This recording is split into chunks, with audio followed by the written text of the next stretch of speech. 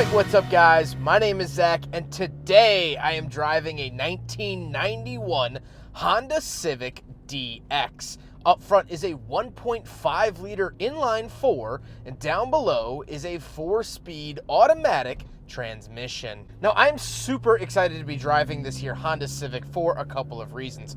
First of all, I love the shape of it. I love the look of it. This is so unapologetically Civic, and I just love that about it. But the second reason is the fact that I recently drove the SI version of this car as well as the CRX, which shares a lot of parts and components with this car.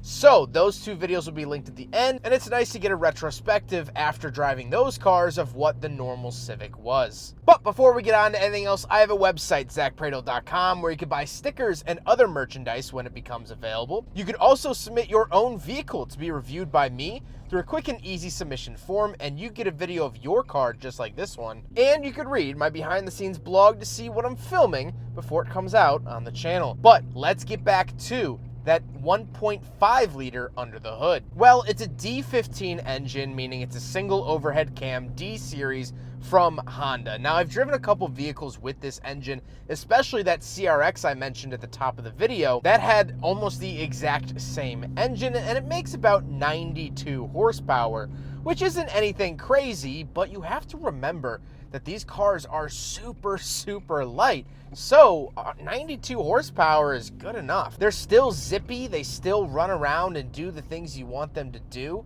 And I like that about this engine. Like I said, paired to it is a 4-speed automatic transmission. Now, this was the only option that this particular car was given. The standard transmission was a 5-speed manual, but you could option for this here 4-speed, and it's doing the job fine for a 31-year-old automatic transmission. I can't really fault it too much. 4 speeds were pretty much the norm at the time, and so that's what we got.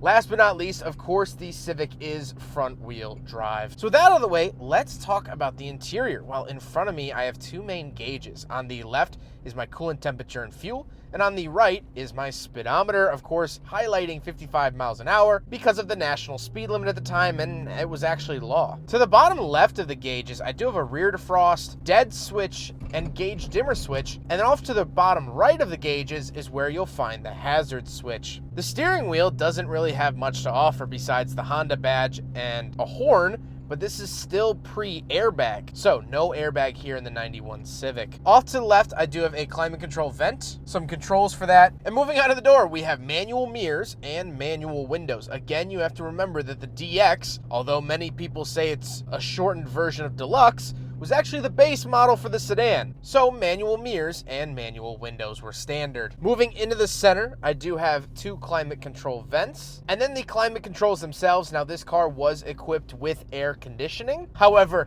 everything else is very basic. Fan speed off to the right, recirculating in the center, temperature to the left, and where to send it down below. That is it. That's all. And so that's what I really like.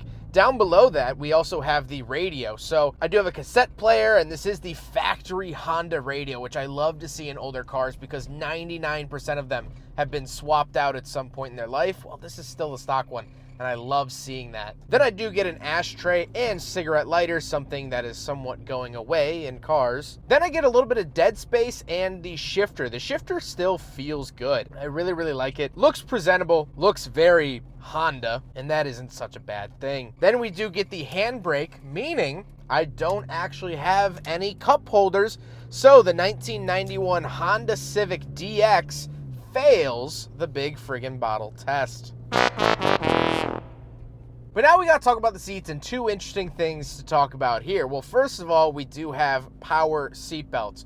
This was an American thing in the late 80s, early 90s, because the government was planning to require that. Either passive seatbelts, where the driver didn't have to do anything when getting in, or the car had to have airbags. It had to have one of the two. And so Honda, having no airbag in the steering wheel, opted to do the power seatbelts. And so they are kind of a fun gimmicky thing, and they still work in this car. In some vehicles, they do end up failing over time. But the seats themselves are pretty comfortable. They're this nice Japanese fabric that I've come to know and love from this era. I really truly believe that seats used to be more comfortable back in the day. Even though this is the DX, the base model, the nothing, I really, really like the feel of it. However, speaking of seats, we do have back seats, so let's go do a back seat review. All right, so we're in the back seat of the 91 Honda Civic. I haven't done a handheld back seat review in quite some time. I used to do it all handheld, so I just thought I'd kick it old school today.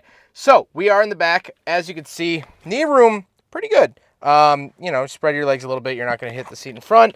The seats are nice and cushiony. I don't get a center console of any sorts or anything like that. However, the space back here is pretty nice. Headroom, good too. I'm 5'11", and I fit back here perfectly fine. So it is a small car, but it's not that small on the inside, which is fantastic.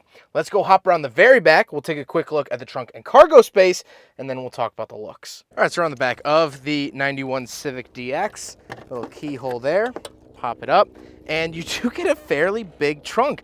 The space inside this thing is really, really well packaged. It looks like a tiny car, but you do get tons of trunk space and tons of back seat space, as we just talked about. Now, one last thing I do want to mention is that this is the key for the entire car. The reason I bring that up is because American cars at the time, especially GM products, were still using two keys, one for the trunk and doors and one for the ignition. So this is just one key does it all. The Japanese were ahead of the Americans, especially in this regard. So kind of cool, but there you go. That's the trunk. Now we got to talk about the looks, and probably hands down one of my most favorite things about the Civic from the 91 era is the look. I love the way it's proportioned. It almost looks like it's out of a Pixar movie. If you ask a kid to draw a little economy car, I think they're going to draw something similar, if not this exact vehicle. I like the square bodiness of it, but it's not completely square. It's not a block of cheese. It actually has some lines to it, some curves to it. It has some type of expression, and I like that a lot. And the other thing is that I was so excited to drive this car because it is such a clean example of the Civic. You have to remember, this car is 31 years old at the time of filming. By the time you watch it, it'll probably be 32 years old, at least. And so look at it. I mean, just look at how well kept this vehicle is. You don't really see that all that much. And I really love that. And I appreciate Nathan for keeping it that way. But now let's get on to my final thoughts. What do I think driving yet another 1991 Honda Civic? Because yes, I have reviewed another 1991 Honda Civic. Why did I want to drive it again? Why would I want to do two of them? Well, first of all, this car was super clean. I'm down here in Texas. It was a no-brainer. But the second reason is the fact that I'm trying to gather as much information and footage as I can of Honda's golden era, because I truly believe this is Honda's golden era. The CRX that I drove was amazing. The Civic Si that I drove, fantastic. A few years later, the Del Sol, great. The EG Civic, the EK Civic, love those cars. The CB7 Accord, phenomenal. Not to mention, at the time, Honda was actually dominating Formula One. Honda was the cool kid on the block. They had it going on. And I'm not saying that modern Honda doesn't have it going on, but there are a couple cracks in the armor. Their 1.5 liter turbos in the CRVs and base model Civics have been having a couple of issues. As of the making of this video, they're currently lacking a dedicated sports car. Sure, they have the Civic Type R, and that's a great car, but there's no sports car. The Civics are bigger and very complex now. Still good, but complex. This is basic. It's simple. I feel as though I can fix it with a hammer and a toothbrush if I need to. And maybe that's not 100% the case, but I feel that way. It gives me confidence. Everything in here is simple. It's a little toy soldier you open up on Christmas.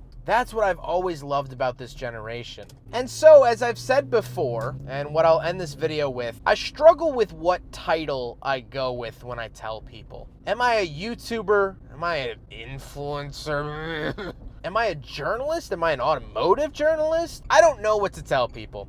But honestly, with today's video, with this car, I'd like to call myself a preservationist of automotive history. I hope my YouTube channel can serve as an online museum of cars of the past. Unfortunately, you can't touch them, you can't sit in them, but today I get to show you in full HD what Honda Civics were like 31 years ago. And I can continue to show you what the 91 Civic looked like for years and years to come. As long as YouTube's servers are up and running, you get to enjoy this vehicle as much as I have, and that is certainly very special. Soak it in. They're not making any more of them. Well, huge thank you to Nathan for letting me take out his DX Civic from 1991. Such a clean, such a solid, untouched example. I'm very thankful to him for letting me drive it and review it here on the channel. But I hope you guys enjoyed the video. Don't forget to rate the video, comment on the video, and subscribe if you really liked it. Take care, guys.